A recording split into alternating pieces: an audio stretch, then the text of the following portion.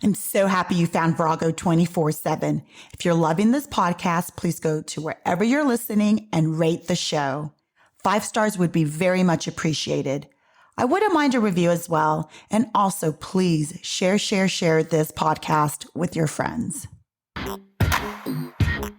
Hi, I am your host, Leonette Talley, and you are listening to Virago 24/7. Virago is Latin for female warrior, and 24/7 is for all day, every day. Virago 24/7 is a weekly podcast that brings diverse women together to talk about life and our experiences in this world. We share our views on self-love, mental health, marriage, children, friendships, and really anything that needs to be talked about. Here, you will find everyday growth, everyday healing with everyday warriors. Just give me my space to move. 'Cause it's my thoughts, what I want, and I want what I want. Hi, everyone. Hello. Hi. It's Friday night, and anytime I record on a Friday, we break out the drinks. So let's call it Friday. Hopefully we'll be on our best behavior. But we have a big group today. Yay! We have Tanika Carithers. Yay!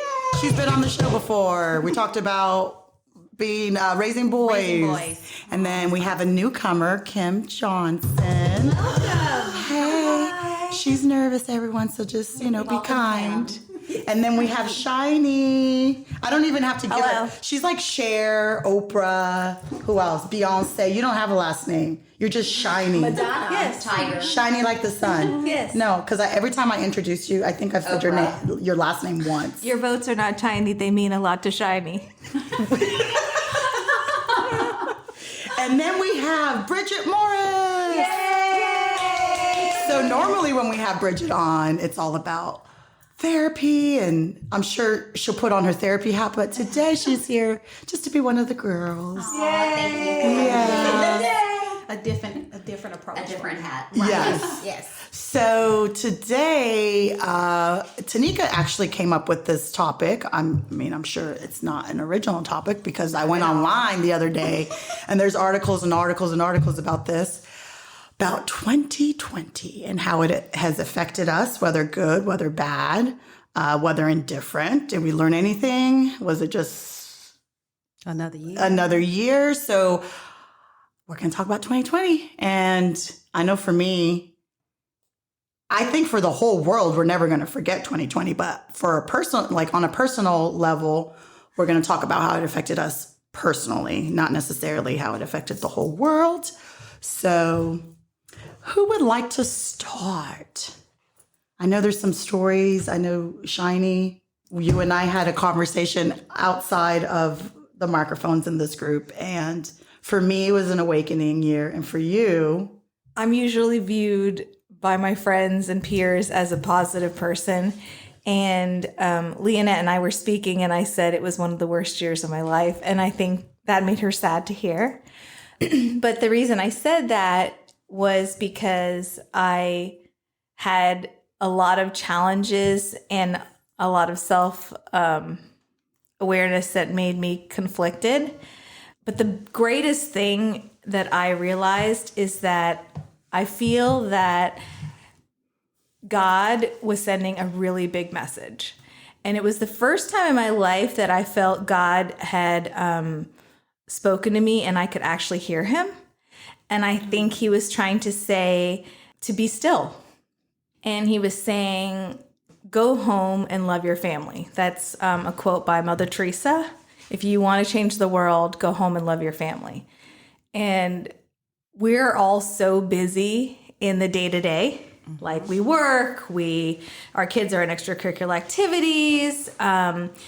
We have extracurricular activities. We're just go. Every weekend is packed. My kids would go to like 3 birthday parties on a Saturday. My friends would ask me, how do I do all that? I would volunteer like a crazy person. I had a huge social calendar. And I felt like when 2020 COVID pandemic quarantine hit, I was a very compliant person. So we stayed home. I didn't even go to the grocery store. We did everything as you're supposed to. and it was extremely isolating. But I'm also one of those people who enjoy my kids at home and all that, but it was also lonely. But what it taught me, first and foremost, was that I think God was sending me a message, and I felt for everyone, is that this is what we need. We needed to like slow down. And that's the message that I first took. And I think a lot of people needed to slow down.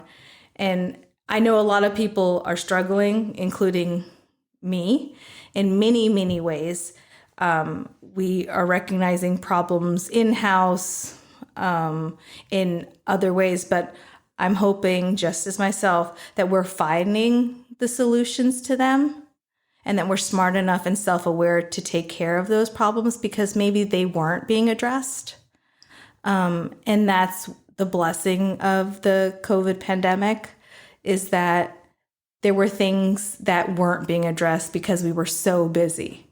And there were things that were needs for our spouses, for our children, for our family, like our family unit, because we were just so busy with friends, coworkers, businesses, extracurricular things that was getting our attention, versus the people that are the closest to us, that those are the people that need that attention.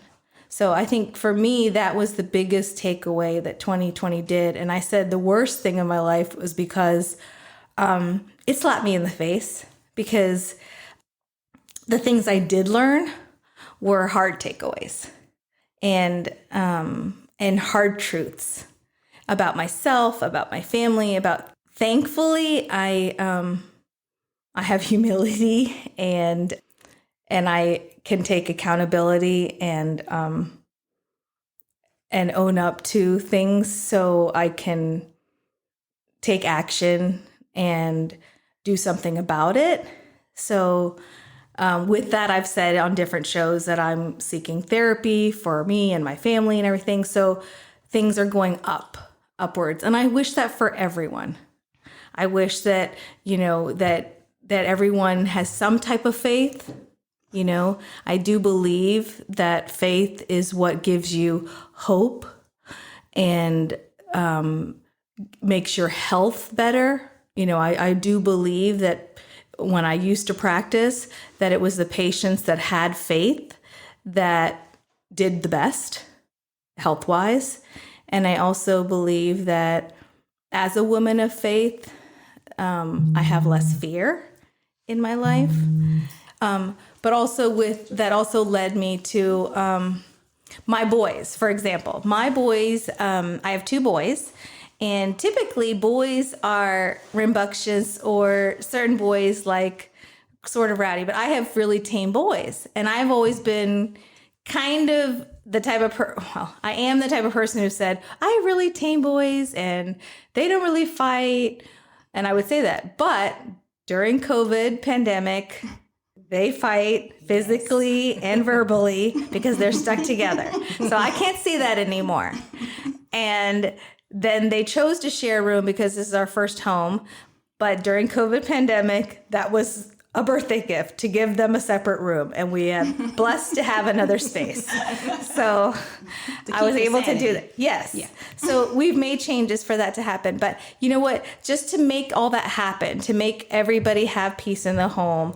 But every day is like making all that happen to make our family dynamic work. And every day is like a learning process and growing together. And again, just that was like the biggest takeaway for me was 2020 was that we needed to be still, super grateful for what we have, because I think we all take for granted what we have, especially as Americans. Mm-hmm. People all over the world don't have the wonderful health care that we have, all the materials that we have. I I'm very appreciative of everything I have and the resources. I didn't grow up with having the opportunity to have therapy or my parent, so I'm just thankful that I am able to give that to my children, to my family, that I was able to hear God, and that I have wonderful friends that were supportive and was brave enough to let go of the ones that weren't there for me too.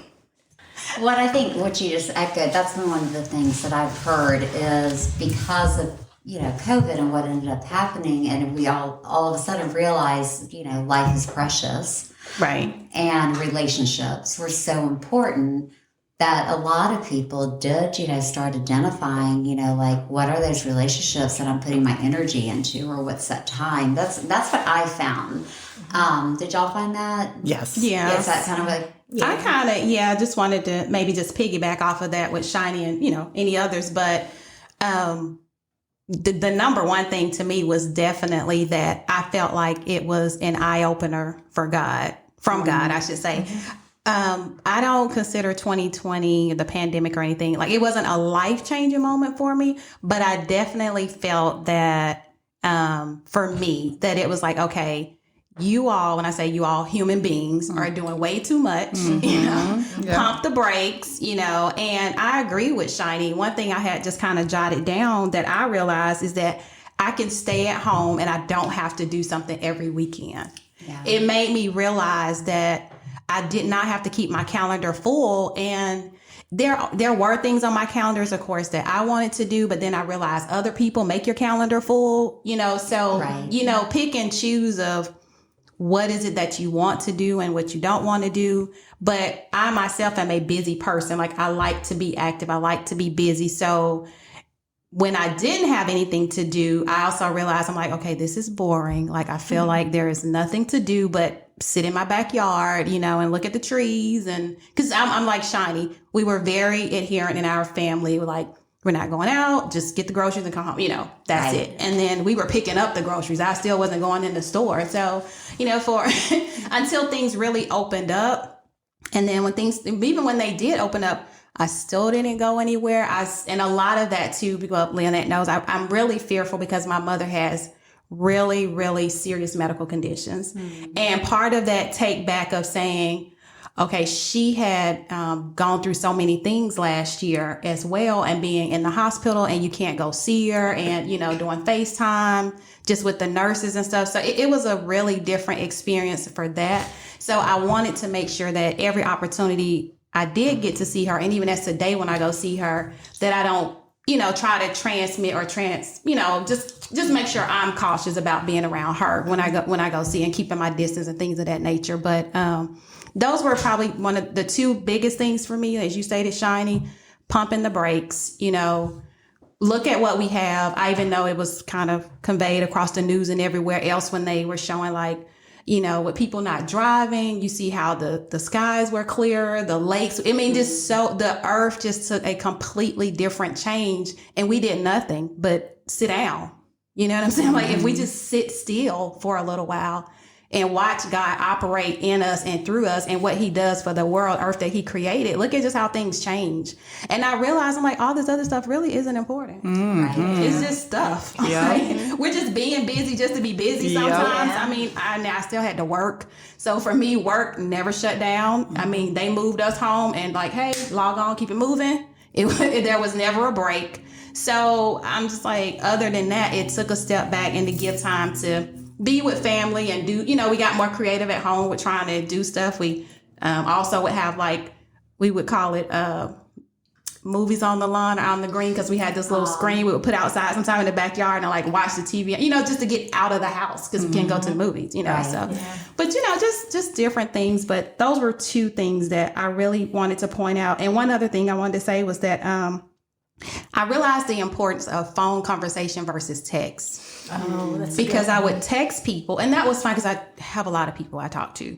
But then sometimes those who we had text, I'm like, okay, well, I'll call you or we'll talk, because you're not going out of the house. So you're not really talking, and you would text and have conversations, but it was good to pick up the phone and still talk to some people And we would talk like for hours, because you're not seeing them or having conversations. So I just realized like it's important to still, even again, the technology piece, like, slow some of that down and remember who we are as human beings and interactions with individuals and stuff. So I thought those were two great points.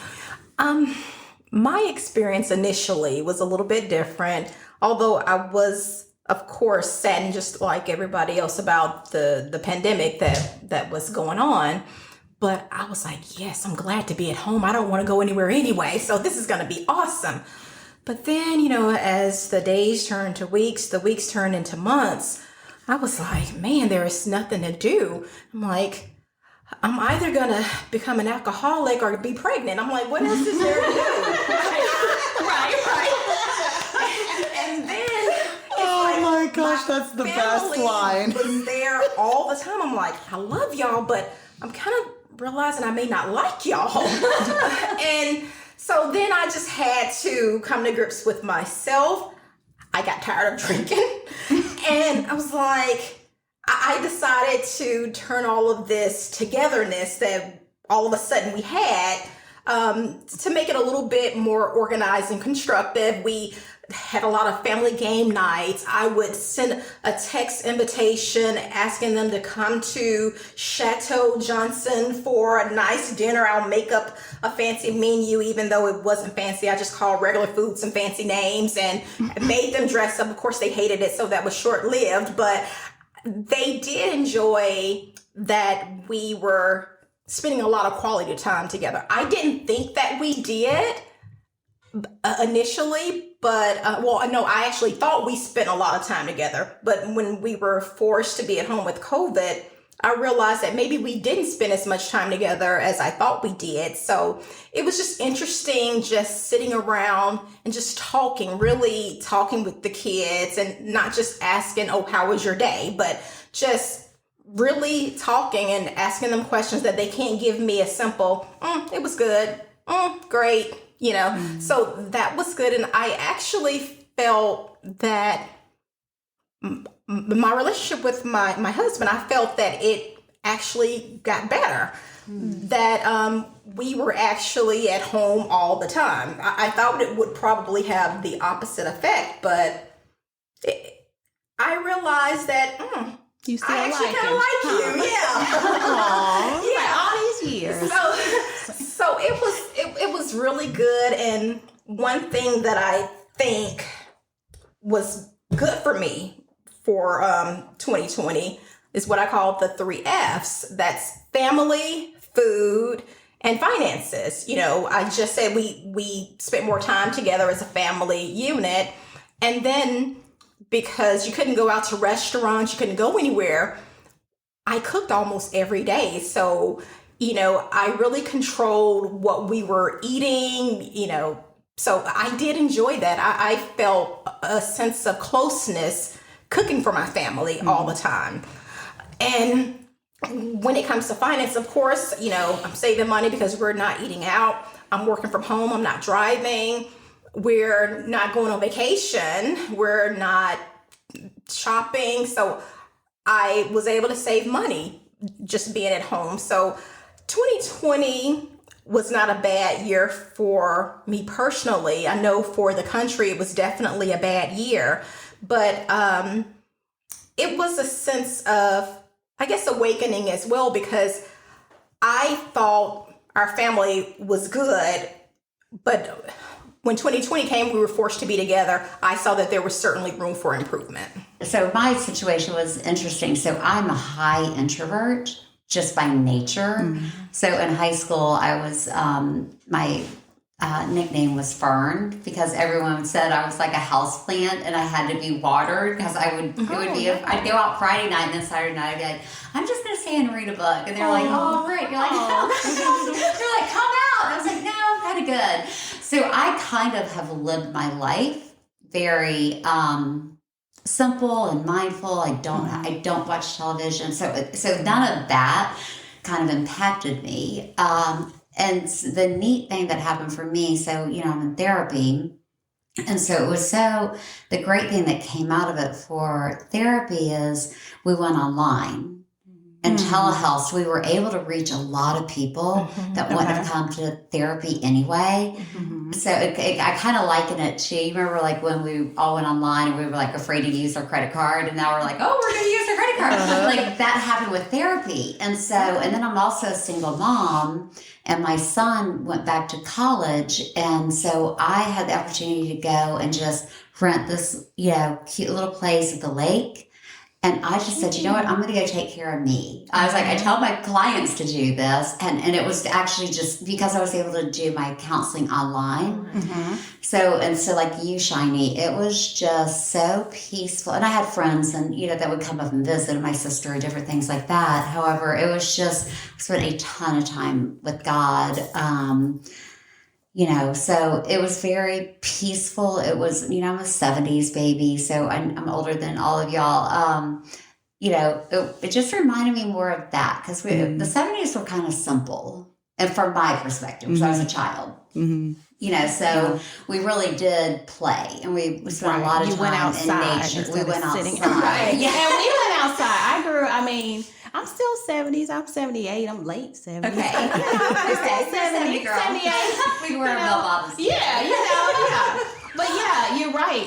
Things, and I have a 19-year-old as well. And, so the world of what they have is so different. I'm like, so different. They don't get out. It's just the interaction is way different. And I understand the world changes, develops, and different stuff, but that just kind of goes back to what the point she brought up originally is to kind of take us back. I felt like it takes us back and say, okay, are you still like Kim and Lynette connecting these vibes of your family? Are you just moving through the motions and, not really realizing what you all have and what's going on around you?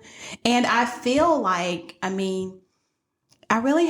kind of hate to say it, but I like technology. I like all that stuff. I'm not a person to where I really let other people's lives or thoughts or opinions play a role in my life. Per se, like I can help you, we can talk, but I'm not going to necessarily let it affect me. Right. So for starters, but at the same token, it's like, because there are certain things that are kind of thrust upon us, whether we want them or not, like you're going to download apps, or they're like, if you want to do business with us or you want this, you have to do an app. It's like you're forcing people into certain things that I'm like, I don't even want to do this. Like you say, put your credit card on. Like, I don't want to do that, Right. But there's certain things in society that are just forcing people. Businesses are forcing you into these different arenas that, I feel like many of us don't want to, but you're kind of like in a rock and a hard place. What choice do you have? Well, no, and I love that point because when the restaurants finally started opening up,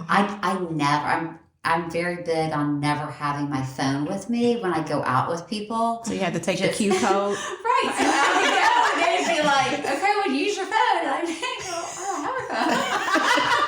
And then I was like, great, I don't want to bring my phone. I'm going to be like checking my phone. Yeah. Yes. I know. I'm so mindful to keep my phone in my purse because I feel it's rude. When I watch someone else be on their phone, I try not to be judgmental, but I prefer that their time is spent with me because it's like being in a store, at a retail store. I think, hey, I'm in front of you. Right. Please sell me this item or show me this item right here. Don't answer the phone right now. It's rude. It's rude. And the younger generations don't realize that yet. And there's so much lost in translation when it comes to the cell phone thing. Yes. Yes. But you're the majority, yes. The majority of communication is nonverbal. It's not, And at our dinner table, we have a no electronics rule. We don't do it. This is time for us to be together to talk about whatever. Oh, I love you do that. That is really sweet. I don't like that. We don't eat dinner together. Yeah. Often. We did before 2020 as often. Because we went I back talk to my that kids on like Sundays. Like I would make Sunday as the one day. I'm like, even though we can eat dinner, like one person is in here at the table, Rock's in the man cave. We're still downstairs, but everybody's kind of all over the place a little bit. So I did say, I was like, okay, on Sundays, and especially during the time while Cameron was still home before, I'm like, Sunday is our day. And now that he's just come back home, I just told him, let's reiterate or go over the rules again. Or you being back home, Sunday will still be at least family dinner day. And we go in the dining room and sit down and eat Sunday dinner. And he's like, we can't turn the TV on. I'm like, no. We gotta look at each How long other. does it take you to eat and, to sit, eat, and talk for a little bit? Yeah.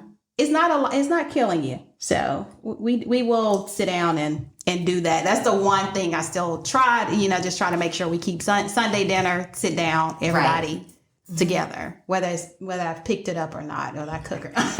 Right.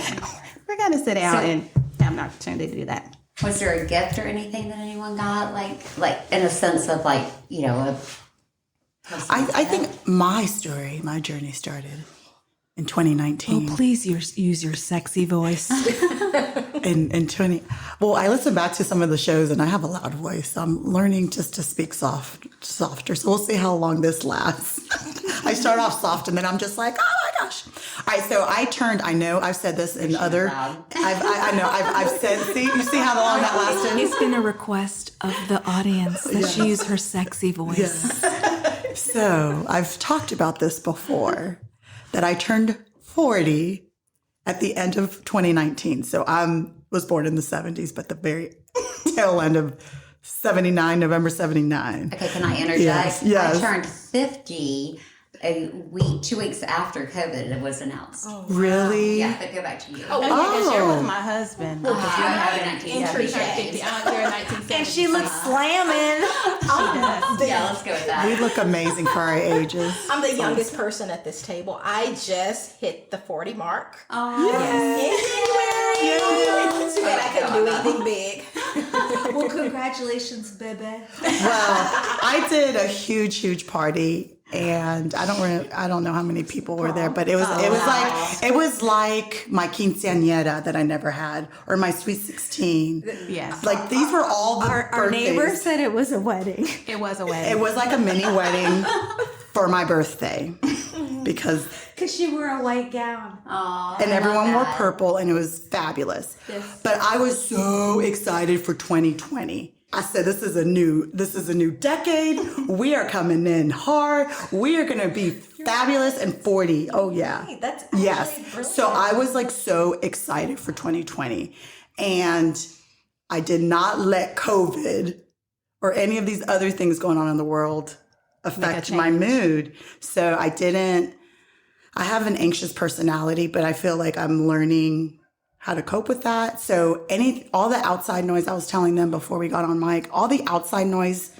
and all the things going on. Yeah, it's sad. And like how Tanika said, you've always been like this since I've known you. You don't let a lot of things affect you. And I do. I'm very emotional. I'm very I sense energy and I'm very empathetic. So any person's emotions I take on.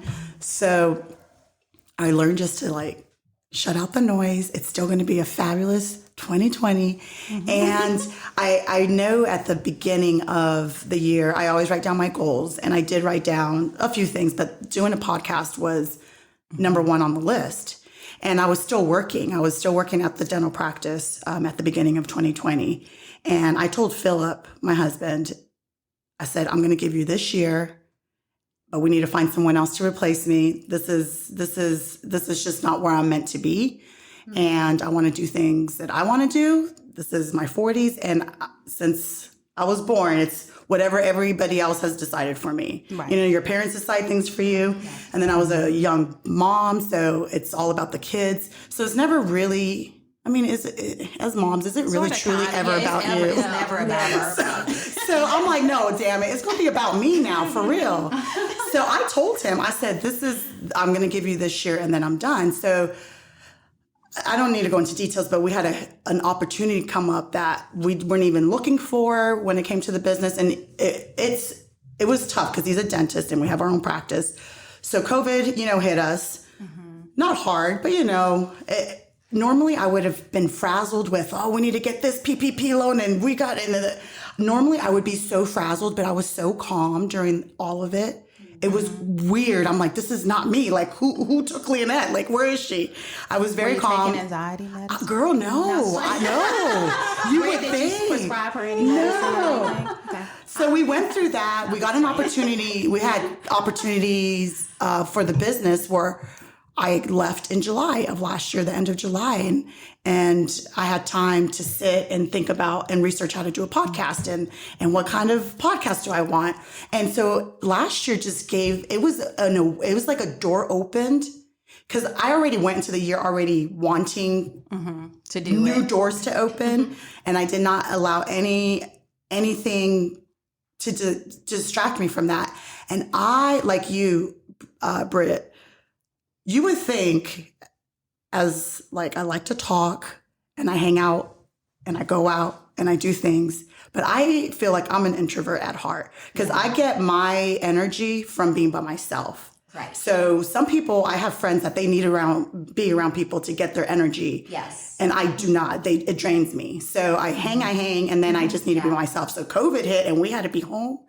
I was like, hell yeah. Like, this is Right. fun. I'm like, I don't have to hang out with people. This is amazing. But I found that I do need people. That's the weird thing. It was opposite for me. It's like, I like to be, my house is my happy place. I like to be alone, watching my shows. See, I like to watch TV and I like movies. And I realized I need people. Yes. I thought I was going to grow up to be like a little hermit somewhere in the mountains and just, I'm like, I said, I need people more than I think I do. I really, really do. And I also think that, like you said, because the period was, and it's still in a sense kind of, we're still kind of going on now, but way different than 2020, 2021 is way more different. But, like you said, and so many of us at the table have said, is that when we spent the time alone, because it wasn't, okay, just 30 days. Okay, now we're 60 days. Now we're 90 days, like, okay, when am I, because I'm like, Kim, when am I going to see somebody else besides these two people in my house? Because I felt, and like I say, work never shut down. So I'm still working 8 hours a day, doing my job. And if I work slowed down a little while as far as our inventory, but I still worked every day. I wasn't one of those people to sit around and do nothing. But in a sense of that period or that stretch, I also had to tell my husband, Rock, who's an essential worker. So he never stopped work. To me, his operation never changed. And it was at one point in time I had to kind of tell him, I'm like, well, I don't know. Like, I wanted to make sure I wasn't feeling like depressed or getting anxiety because all I'm doing is getting out of the bed, taking 15 steps down the hall to the office. You don't like that? It's mundane. Yeah, it's mundane because it's not like 30 days, 60 days. No, I'm the kidding. constant- I'm kidding. Yeah, you know what I'm saying? I was just like, okay, this is becoming really repetitive. And then I take 15 steps down to the office. You counted your steps. 12 steps down the stairs just to get to the kitchen, and then you're downstairs in the kitchen and you cook, and then it's like, that's it. Like, I'm just going up and down the stairs. You never know what day nobody it is. to- Each day runs into the next. Yeah, well, in a sense, yes. It's just felt like all of it kind of just starts marinating together. So I understood when people were talking about, hey, or comedians or people would make jokes like, what day is it? It's all just the same. It's Monday every day, who knows? But you have to just make sure, or I had to make sure to myself of saying, okay, I am not also going to feel like I'm getting depressed or having anxiety. So at that same token, because I like to be busy and do stuff, then I just started finding other things to do at home. I'm like, okay, well, let me do this. And Kim said she saved money. I don't think I saved money during COVID because I felt yeah, I'm with you, Tanika. I was like, oh, we can fix this. Yeah, I was and like, we can get new floors. We did so much home renovation. I can buy this. We can do that. I can try this. I can do that. So I'm like, maybe money I spent in gas and other stuff, I just reallocated it into other things. I probably did every closet in the house. So I've just been doing stuff, but it was to keep myself sanity, keep my own sanity in a sense. But a lot of people, and probably still do, but have to watch because there's a fine line of having that depression or that anxiety. And some people don't have that outlet, and some people don't have that same mindset of saying, okay, I'm going to do something else instead of just falling into a slump, falling into that hole. I don't know. I like to be still. I do. And so I mean, that I gave do me for a little that gave me bit. permission to like be still and not feel Right. And not bad feel because bad about being well, still. I don't ever feel bad, but when I see other people going like you, Tanika, you go, Shiney, you go, I'm like, oh gosh, that just sounds like too much. Like, But you still move. yeah, but not like you guys. I don't have to do it. I'd rather be home. Like, yes, we don't have anything this weekend. Oh my gosh, I'm so excited. Well, I was gonna say, I remember, and I don't know, I'm sure, hopefully you remember. I remember you and I and another friend. We spent a night sharing our dreams, and it was like a year. It was a year before the COVID. Yes. And we shared our dreams. And the reason we shared it is because what you and I had in common is that we were both educated women, staying at home for our kids. And that's so many of us, right? That stayed home, but we're educated, that we did work. Yeah, I but was we working stayed at home. the dental practice, which Right. is not what I went to school for. And Just and FYI. many people don't know about me because I don't advertise mine, and we're not going to do that right now. Okay, we won't. Okay, thank you. Can but- I? She's so shy. No, but I stayed home also to take care of my kids and for this, and I also have dreams, and we both shared, and we both said that we wanted something like this because we both are artistic. And when you said that this was a dream of yours, I was so excited and happy for you. To the point that you and I met together to fulfill this dream for you. Yes, we did. And it wasn't my dream. It was your dream. Yeah, you That I guys came definitely here. spent a ton of time. Well, Yeah, I came Shiney here. lives down the road from me. Right. So it was easy. So it was easy. we're like COVID schmoebig. Come on over. And the thing is, and I came here and I wanted to help her in many ways. To hear more amazing female warrior stories, hit that subscribe button and give us a 5-star rating. We would truly appreciate the love. Now back to our show.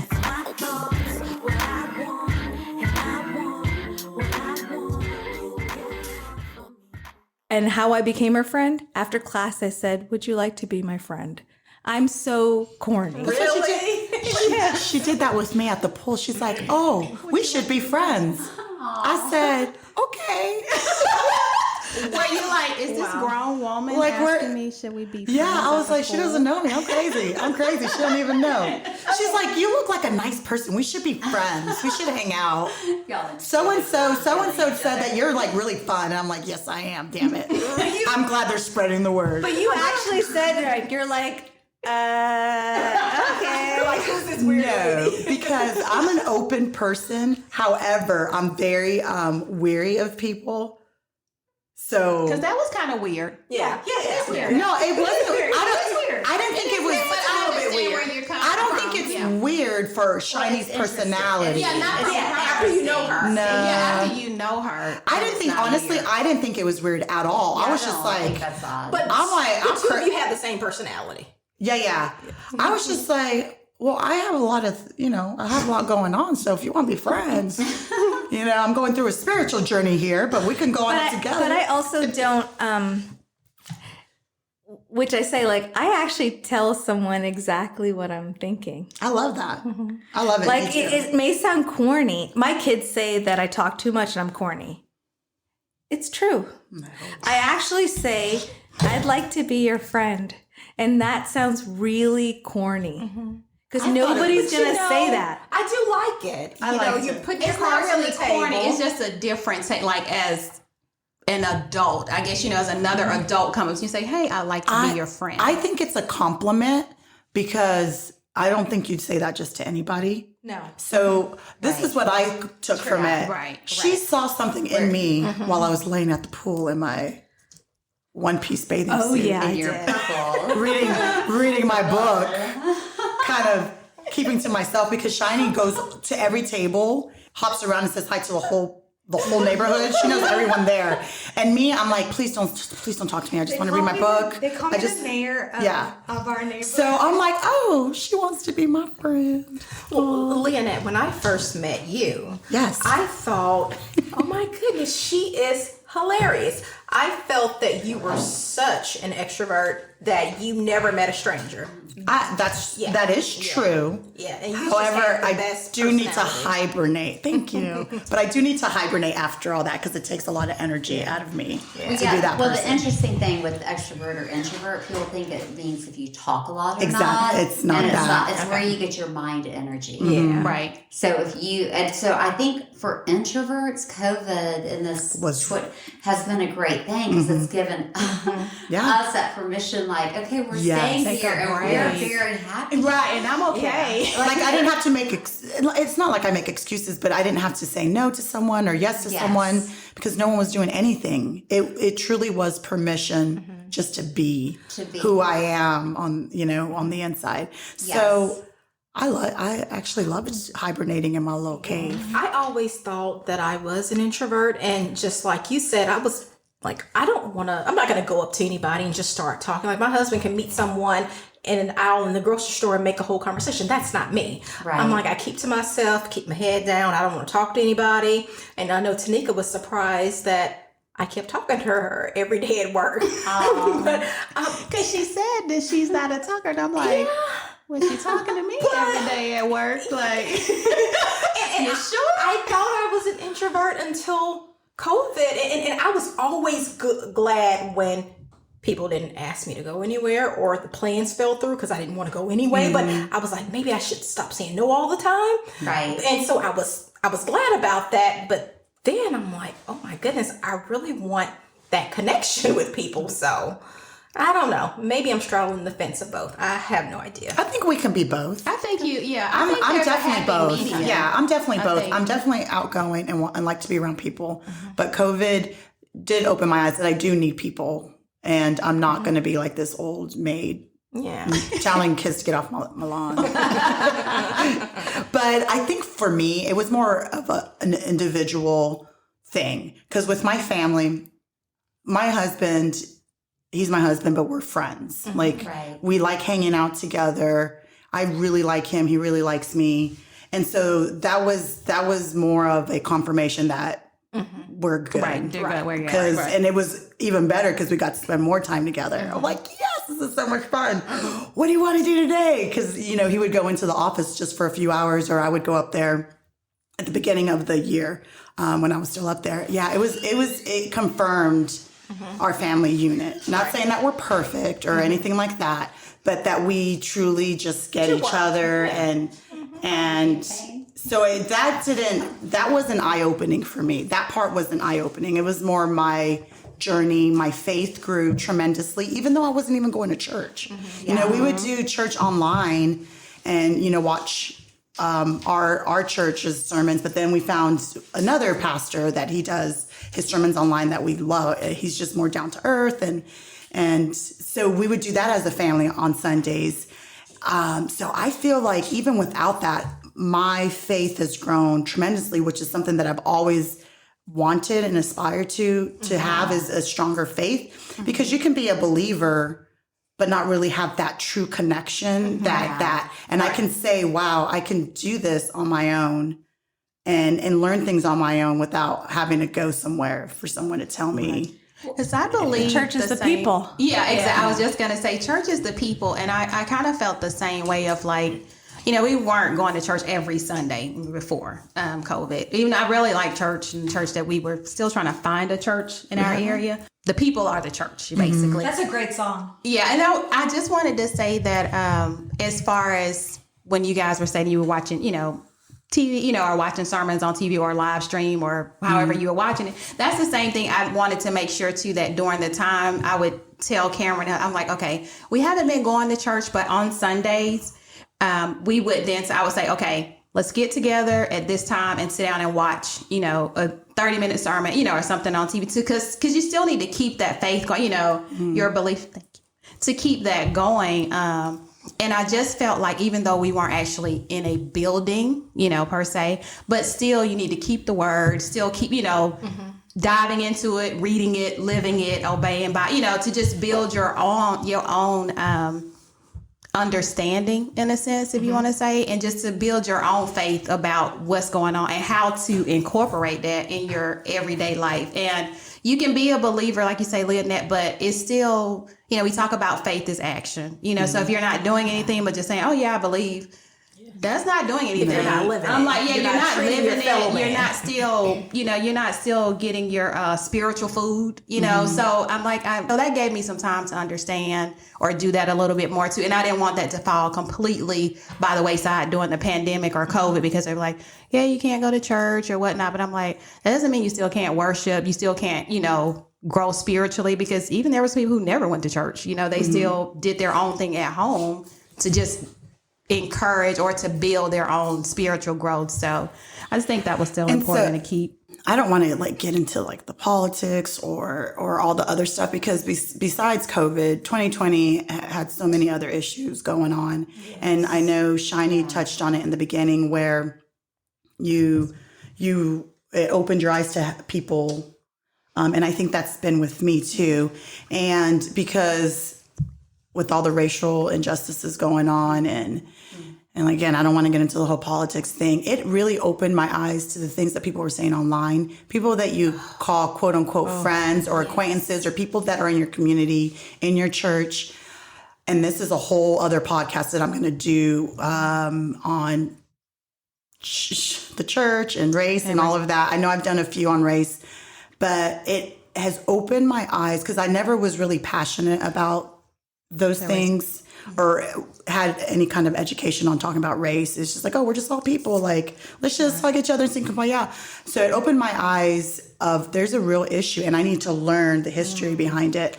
But it has 2020, besides the whole COVID and pandemic thing, opened my eyes to the kind of people that I want to be around. Right. And it's not saying, oh, you don't have the same views as me, but there's things that are so much deeper. Yes. That I can't ignore that. I can't just say, oh, there's a difference in how we think. And the people you need to unfriend. Yes. Unfriend in 2020. I did have to unfriend because I was like, wow, I didn't know that person thought that way. Right. So we can have our differences, because Shiney, I have many different types of people, races, ages, friends, politics that we don't see eye to eye. So I can be friends with people that don't have my exact view. It kind of hurt me, it hurt to see the things that people were saying and of what you the thought indifference of it too. Yes, possibly because it was never addressed. Yeah, I think that's what 2020 brought out about a lot of things. Yeah. Of what people never lunch with, but then they post different things on Facebook, and you have to unfriend them. Well, I think what I found ended up happening was what we call group thinking. Is a lot of us were brought up with this group thinking. So I'm in this group, so we think this way. However, that's not how we think. And so that's where the empathy and the understanding, and we're like, okay, let's all meet. Like you started with Mother Teresa, who I love. They said, how do I change the world like you? And she said, go and love within the walls of your home. Right. And that's the same, go and love within the walls of our community. So how do we do that? So it would go back to, empathy to me is taking someone else's perspective without judgment. Exactly. Group and thinking respecting what someone else's, you have to respect someone else's past, their history. First of all, you need to know their history, in my opinion, and respect it, no matter what elements they are, and not just saying racism of 2020 and a lot of the Black Lives Matters and things of that nature. But that to me opened up so much more of not just Black lives, but people of color, period. Right. And I'm going to say this, and I'll leave that there since you're going to have a topic on it. But we'll talk about it. Yeah, but I'm just saying the one thing I want to say is that yes, racism is real. Yes, it does exist in this country, unfortunately, and white people are privileged. Right. And if that is acknowledged and understood, and like you said, how do we start to grow from that point and really understand each other's perspective and how to move forward? But it's like we have this whole barrier of that nobody wants to do that. And I'm like, how can we just treat each other as humans? That's the part that really bothered me in 2020, is that we don't treat each other as human beings. That was my biggest thing. Well, I think I agree with that. I think where my biggest disappointment comes from is these aren't people that are just saying, that are being belligerent. Like the ones, like you said, I'm like, you're being ridiculous. Right. We're unfriending. I don't need to read out that. What I'm talking about are the people that act that they're empathetic and, I got Philip and I got the text messages but they're not. But your actions. You're just saying words, right. But the person behind that doesn't truly believe or is acting in a way where you are like, how can I say, like you're acting like you're being empathetic, but you're saying the words, but your actions aren't really showing. Well, that's what I'm saying, is that you can say anything. Like people can, like, you can say, oh, I'm sorry this happened, or yeah, I really understand. But my thing is, what are you doing? What that's are the your thing. actions? You're not seeking to educate yourself, and that's where my frustration lies, because it's deeper than these individuals. Because then they go into these churches. And like they had this whole group thinking, which I feel like I've always been a little rebel just because I'm a Christian and I go to church. I don't think like everyone there, if that makes sense. Right. I'm more of an individual and I see things for what they are. And I don't jump on bandwagons and I don't want to belong to the group. So I'm just going to just act like I'm. So that's opened my eyes to like, wow, this is the group that I'm a quote unquote a part of. It's been disappointing for me. Right. And so one thing that I'm like so big on, like people that know me, you know this about me, we all have our individual story and we all have our individual choice. And that's just huge to me. And so if we go to religion or, to me, religion or church and all that, it's a relationship it's my personal relationship with God. That's mine. Right. And it's you going to have be yours. different. Right. Yes. Right. And to me, then church is a movement. Church is, then you move and it's, love God with all my heart, mind, and soul, love my neighbor. So if I'm doing that action, so what does that really mean? So to me, what that really means is, like you and I being able to sit down and I can hear her perspective without judgment. Right. And then she can hear my perspective without judgment, because it's not black and white or all or nothing thinking. Exactly. It's a collaborativeness. You feel heard, I feel heard. And then it's like, okay, so how do we work towards a solution? Everybody can learn from everybody's experiences. And we are all people, because last I checked, if we all slit our wrists right now, we all gonna bleed red blood. Exactly. You know what I'm saying? We all are gonna we're all the same, but exactly, we don't put it forth like that. As Americans, we don't. And I also think like what you were saying about like all these words, right? Like everyone is so free with their words, and it's easy to say words, but the best apology is a changed behavior. Exactly. Right. What are your actions? You need to like claim that. Yeah. No, say that again for the people. Wait, say that again. Yeah. I love that. It's true. It is. That's all I'm waiting for. That's the cat shift. Because for me, one of the things I did, and something that people don't know about me, is I'm an extrovert. So I'm an extrovert. And what you guys were saying earlier is that Bridgette was saying, and Leonette was saying, all of you were saying that you liked being at home and you were more on the introverted side. A lot of you were saying, right? Mm-hmm. I'm probably more except Tanika, she likes to be out. Yeah, you're more like me. I was like you. Yeah. I'm an extrovert, but you actually I attract, I tend to attract very needy people. And I didn't know that. So, I'm in a process, but I attract that, and they drain me. So then I end up becoming introverted when I tend to want to go home because I feel Like, so my home is my safe place. Like, I go home and I need that. I need that introverted time. I do need that time, just like you do. So I actually love being at home as well. Right. So I need the Friday night going out, but then I also need, well, actually, I prefer staying. My norm was Friday night 2020 at home. Even single me was like 2020 at home. I'm a nerd, okay? I'm like, Is that TV show still on? Yes, I tape it. I tape it. TV. I haven't watched TV. Well, I watched TV. You know, you're saying that. Is Diane Sawyer still there? You know what? You say that. I'm actually just like you in that way. I probably watch 1 or 2 hours a month. I'm just that way too. So I tape things. I watch the least amount of TV as well. I'm more into books and knowledge and talking to people. I'm also like that. I lived before 2020. I believed in more social, less media. But because I have friends that know I am a creative type as well. They've pushed me to do more social media. Yeah. So I started my own Instagram in 2020. Me too.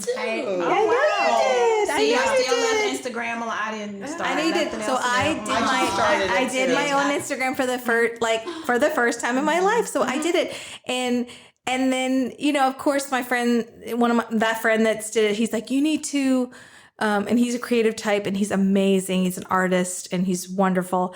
And he told me, narrow it down, Shiney. Like, show only the cooking side of you, or show this part of you. But I was like, no, I want to show all of me. What's the purpose of Instagram? So my Instagram is really like a big. It's about you. It's a big soup of whatever I feel like doing. So I did do it. I finally did it, and I finally put myself out there, and that's me. Okay, and it took a lot of guts, and that's not normally me. Well, I think you also found your voice in 2020. Not I think. You found your voice in 2020. And chopped her hair off. Yeah. I know. So you say it was a beautiful. bad year, but I think for you, Shiney, I think it was a great year where you did it wasn't all bad. Finding your voice to me is like the ultimate It's a great accomplishment. power. Yeah, like if you've feel never had a powerful. voice. Yeah, no. Yeah, She's that's expressing herself more. She's not taking shit from people, which I was like, did she just tell her that? I was like, okay, go girl. Like, I had to literally give her high fives earlier in the year. We don't need to get into, high fours, like Bridgette likes to do. I was like, girl. We do high fours. It's like you're either living for others or you're living for yourself and being a self-champion. So we're all about for change and changing generational patterns. So we do a high fours. So it reinforces your brain. Now that I learned, I didn't know that last year at the beginning of the year. So now that I know about high fours. But I remember we left, and before I went home, I was like, girl, you would have never done that before. You would just sat there quietly and just taking it in, and you actually stood up for yourself, and you actually expressed yourself in a way where you weren't offensive. You just expressed yourself. I say, you go, girl. Right. You go, girl, because that's what I'm trying to do. So when I see it in someone, I'm like excited because I know how hard it is, because it's been hard for me to really be expressive. And some people have liked it and some people have not. So, well, that's great. So actually, so you've been able to, I want to say this, but not in those terms, like stand your ground. Yes. You know what I'm saying? You've been able to sustain and be comfortable in what you feel and honor what you do, what you respect, and what you believe. And not let that bother. Yeah. Tanika is the type of person who's never not had a voice. So it's hard for people that have always had a voice to understand. Did your family? Yes. Yes. Lynn and I always talk about, my upbringing has always been kind of hardcore, I feel, in a sense, but I'm just like, when I say that, just the instillment into me from, you guys know, but with Brit, since you don't know, just quickly, it's just that you always should have a voice. I love that. And Where did Everybody that knows come my from? grandmother raised me. So, my stance is that you always have a voice. Yes. You always have a choice. Yes. And that has always been in me forever. So I don't really know what it's like to and I don't bogart, I don't push over people, so I don't take it to that extreme either. I can stand back and listen and say, okay, but then I just let that I'm like, if that's good for you, that's good for you. Okay, keep it moving. But that doesn't mean it's going to be good for me. And I'm not going to necessarily let what you say change what I feel I want for me, because there's only one of me. And I'm going to do what I want to do. Right. Well, and I love that you say that. So, we talk a lot about, we grow emotionally. Are you okay if I put on my therapist hat? Put it on. I love when you do that. She said she was going to bring it out of you. And it's significant because I think it's just, I wish they taught this in school, is we are taught, we're not taught, naturally, physically, we learn how to, roll over, crawl, and then walk, and then run. You have to learn each. You just don't start running. Right. Well, the same things occur emotionally. And there's an emotional being within all of us. And so you're either learning a healthy way or an unhealthy way. So 18 and younger, you're learning, who am I? Right. So you're either taught your voice matters, which you were taught, or your voice. Or you just kind of flow through go through. It's a lot of the confusion, and you please others. My voice didn't matter. Right. So the interesting thing is then you step into your 20s to 40s, and you're learning, well, how do I love? And then if you haven't learned, well, then you're not going to bring that in. So you're going to still show up in that same cycle. Yes. Right. And so then you go to 40, and then you're like, well, what the heck? Right.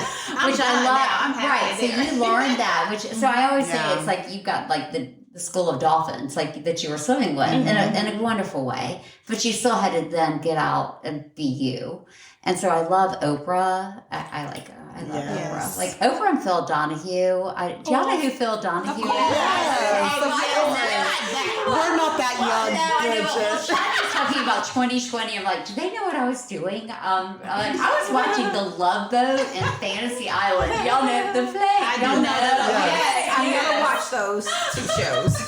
Okay. Yeah, aging myself completely with that. However, I always remember Oprah saying, when I hit 40, I loved it. And Gail, her best friend, would say, well, why? And she's like, because I went out to dinner. I ate what I wanted to eat. I wore what I wanted to wear. And I was like, oh, wow. And it was just an interesting perspective to me because I was hearing that in my 30s, right? Right. So I think that's what a lot I feel. I'm like, you're just doing that now, and I've been like doing that forever. Right. So you're going back to where you were at 18 and younger, and you're having to say, like, well, wait a minute, who am I? Well, I'm going to get my younger self, and this is who I am. But I like it or that not. you said that, and I found, although I've only been 40 for a few months, I've been so looking forward to turning 40, and I feel rejuvenated. I'm like, I'm loving 40. This is like the best age. I'm doing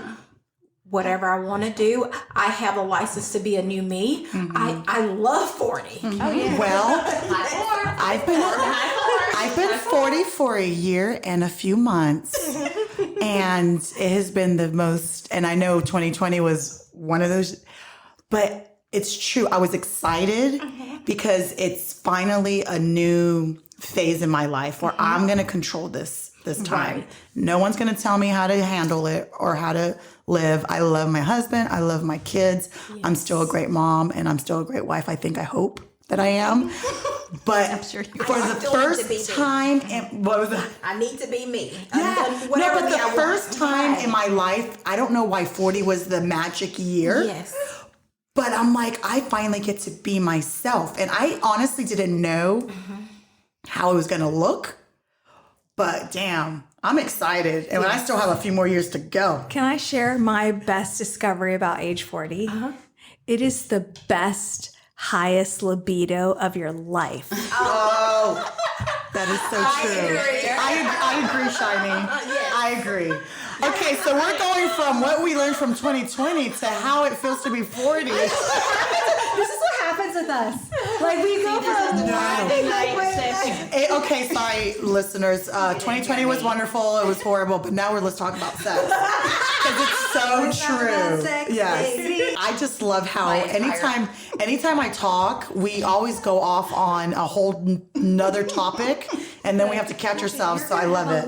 So no, I know we just went off on a whole tangent talking about being 40, but that's the beauty, or 50. Sorry, Britt. I know you're leaving parts of But I think that's But what. those are part of things you learned in 2020. Well, that's what I'm saying. That's what I was just going to say, Tanika. That is all Swing part us back. of.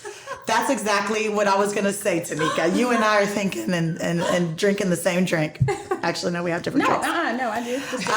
The reason we went off on a tangent is because a lot of us just turned 40, or we are a couple of years into being 40, and so 2020 was an awakening for us. So then we just get excited because it's just like this is a new chapter for us, and 2020 opened our eyes for a lot of things. From the conversation that we've had and talked about, actually, even though 2020 quote unquote was labeled as not a good year, really it was a good year. When you really look back on it, you think about all the positives that have come out of it, and effective. This has been fun, and we can talk about so many topics. Like I should. But I wanted to say before Britt has an idea, but I think even when bad things do happen, when bad things have happened to me in my personal life, it sucks. You feel your feelings, but I always grow from it. I always grow from it. So even if 2020 was quote unquote bad for someone who's listening and they're like, oh, these girls, no, we're just trying to take the positive from the year. We can always get a positive, but the struggle that you have in any 2020, 2021, 2045, whatever year, you're going to grow from it, and you're going to become stronger, and you're going to have lessons. And I'm going to take Britt over here, and you want to ask us something. What you going to?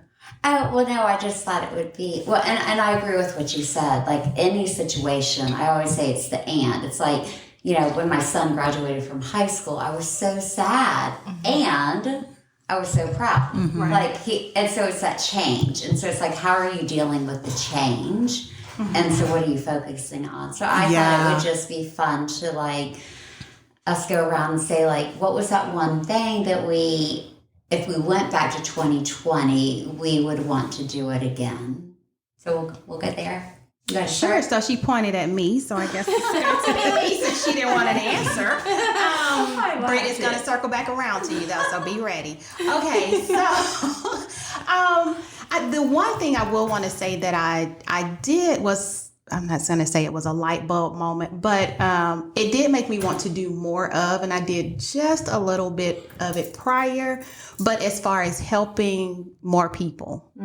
So the give back, and I've talked to Leonette a little bit more about that, as far as, you don't have to have a whole lot of money, but I felt like me giving time or doing things to help out others, whether it was the neighbors or if it was the shelters or whomever, but just giving back more time is always priceless. And when I said that there was time that it made us sit down, of not doing anything, at least 2020, I don't know if it'll happen as much as 2021, but at least 2022, I do have that on my target goal to just still be more available into my community and to just, doing more of a give back, whether it's financially for what I can give and just more time, because it's just priceless to me. And I think, there were so many people that needed help, in 2020 that maybe they weren't getting any assistance or, small businesses or other people who had their own business that were shut down and they were losing money or, couldn't pay their staff or, the hospitality community. It was just so many things. You tried to, support the local restaurants. Yeah, so I had a listing too of supporting local restaurants, and I would send out Kim and I are talking so I would send out maybe group texts or messages if we did go pick up food or get something, trying to support this restaurant to keep them from closing down. It's just little things that I realized that, hey, I could do more in my own community or still trying to help and support, because these are small bit, I don't have my own, not small business, but it affected these people a lot, and this is their livelihoods, Yes. so I just think just reaching back out to that and just trying to do more of that. Okay. Well, I think my biggest takeaway is not taking family and friends for granted. I mean, we think, I guess we really don't think about it. They're always there. They'll always be available, but just really taking the time to really listen, to really participate. That's one thing that I've learned from 2020, and I will just continue to make myself available, even if I really don't have the time. If a true friend calls me, or my kid wants to tell me about, I have one kid that is fascinated with cars. If he wants to tell me about this latest car that I've never heard of and how much it costs, I'm all ears. Tell me about it. So that's my biggest takeaway. Mm-hmm. I think for me, there's a lot of things, but if I can narrow it down To one. I've always been grateful. Or your best gift that you got. Yeah, I think being either. grateful, and not just grateful for material things, but my past was really holding me back from a lot of things.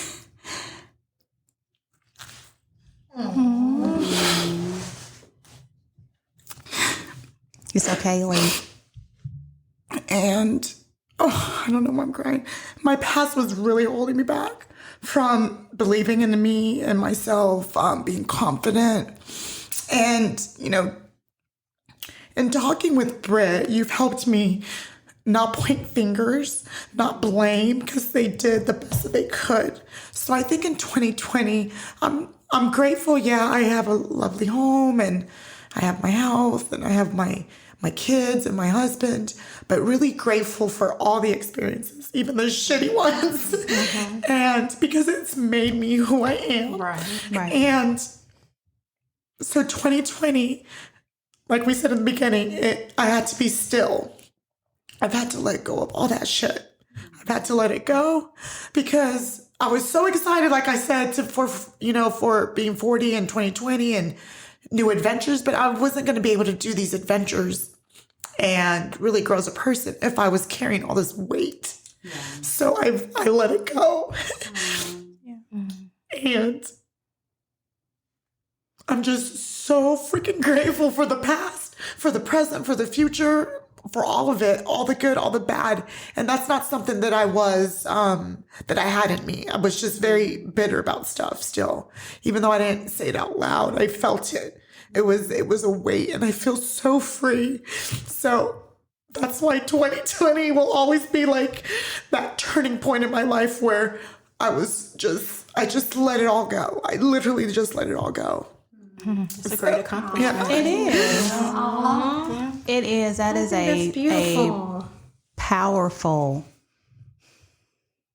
very, very powerful accomplishment for you. I mean, we got a lot. So. Yeah. But that's huge, and for you to have reached that accomplishment is awesome, and for you to spread that with your family. Yeah. You know what I'm saying? Yeah. And so now I Friends. can teach my kids. I'm like, don't wait until you're 40 something years old. I'm trying to teach them now to find your voice. And yes, we're going to have issues and setbacks, but okay, what do we learn from them? Right. And not pointing fingers and not blaming and just how to approach, certain things through life. Yeah. Like you say, there's certain things that you don't let them become, overwhelming or so much, because it pushes people down and then they won't talk or they won't speak, and then they're held there. Yeah. But then you don't be the bully either. Mm-hmm. So you find that balance or that happy. Well, I think that's you and I we talk about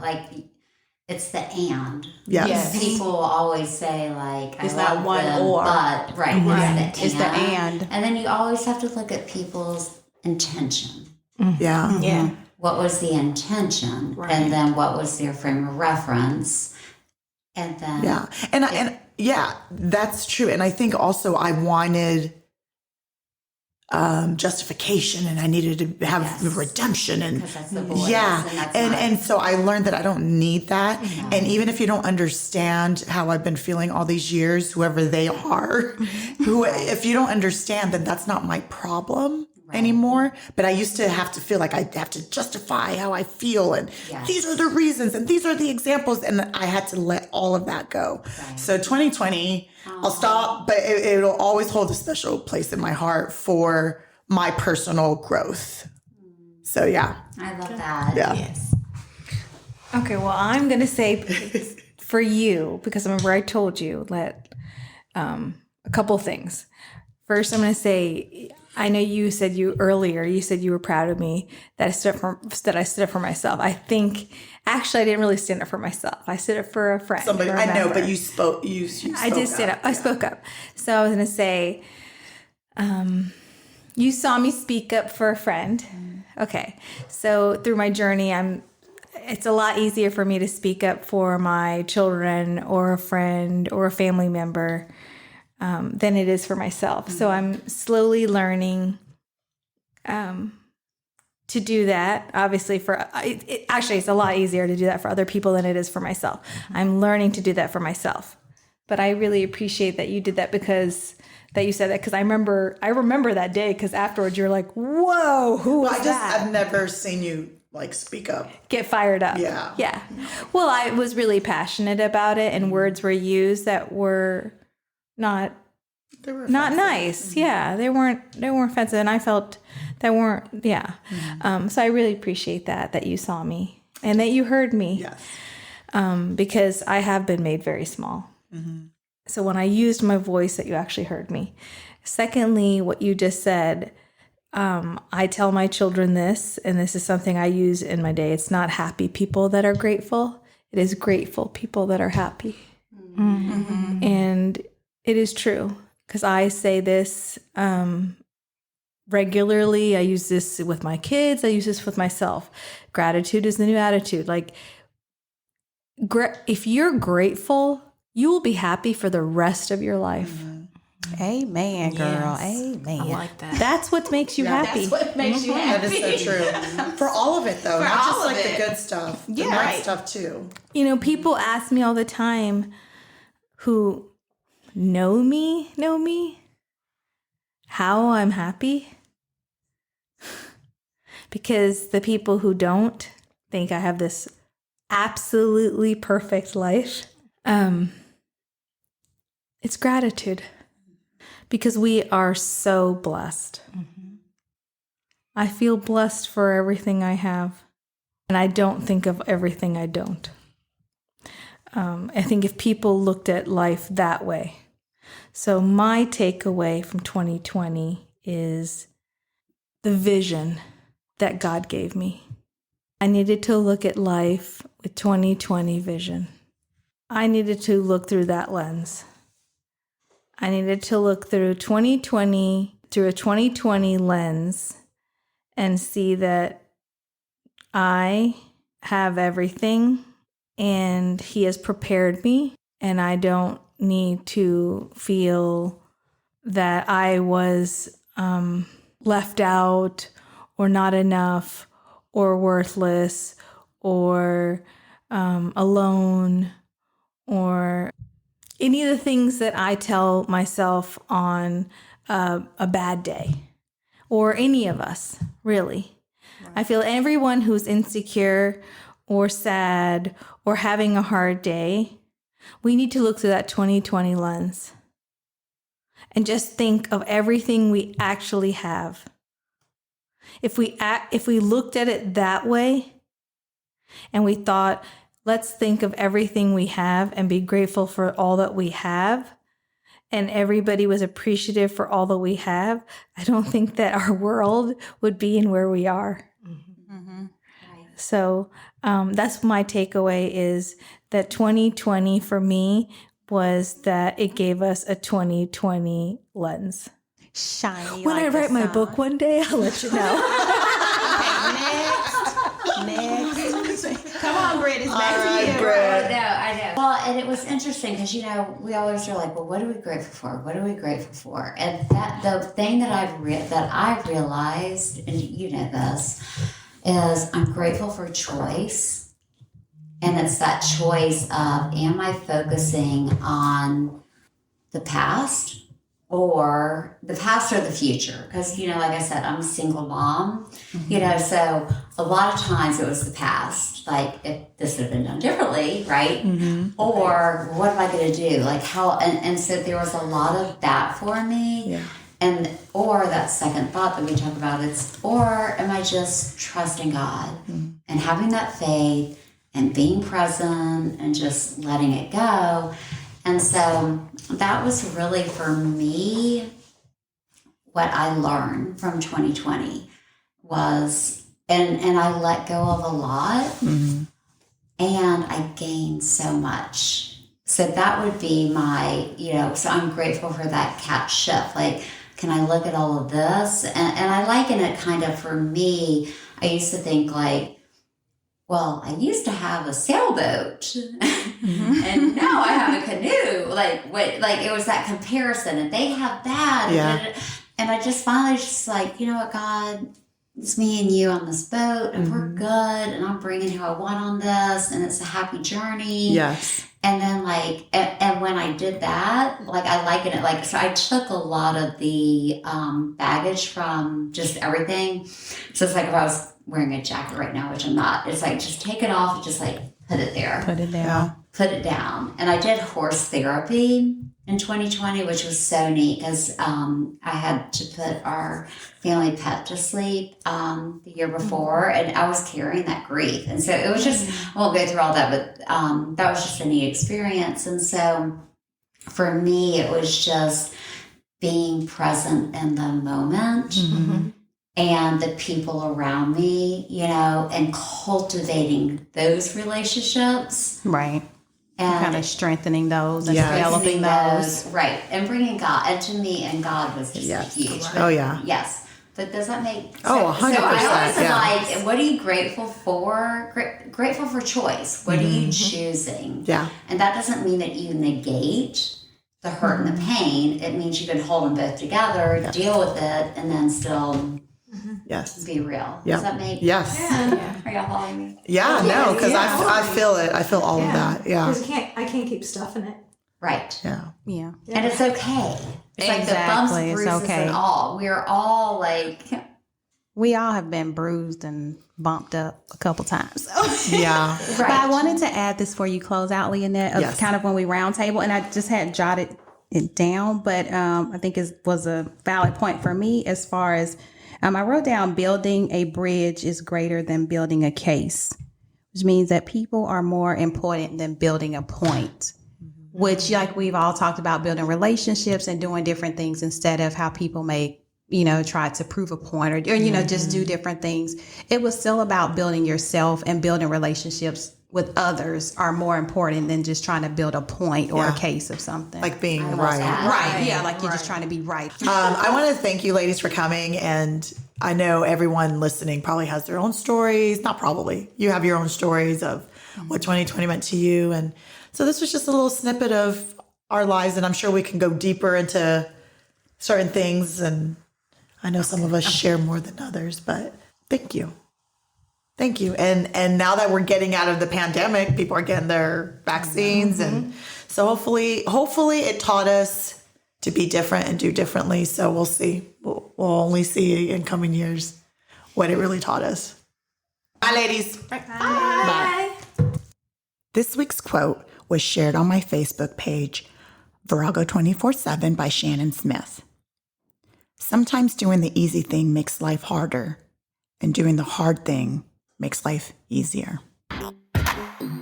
Thank you so much for listening to Virago 24/7. If you haven't done so already, go ahead and hit that subscribe button, and please give us 5-star ratings. Also, don't forget to follow us on Instagram at Virago 24_7 and on Facebook at Virago 24/7. And just connect with us and share your story. We'd love to hear from you.